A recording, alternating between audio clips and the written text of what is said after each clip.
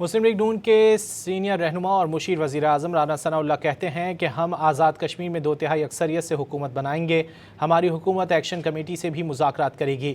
یہ بھی کہا کہ الٹی گنتی گننے کی بات کرنے والے خود سیدھے ہو جائیں گے، ان کی گنتی بھی سیدھی ہو جائے گی۔ وہ باغ میں انتخابی جلسے سے خطاب کر رہے تھے۔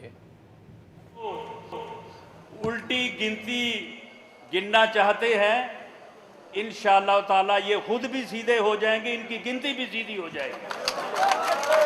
اللہ کے فضل سے 2/3 میجورٹی سے حکومت بنے گی۔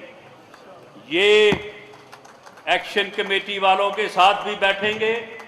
ان کا سب سے پہلا کام یہ ہوگا کہ اس معاملے کو جو ہے وہ ریزالو کرے۔ ایکشن کمیٹی میں 99% لوگ جو ہیں وہ آپ کے بھائی ہیں، ہمارے بھائی ہیں۔ وہ محب وطن کشمیری بھی ہیں، وہ محب وطن پاکستانی بھی ہیں۔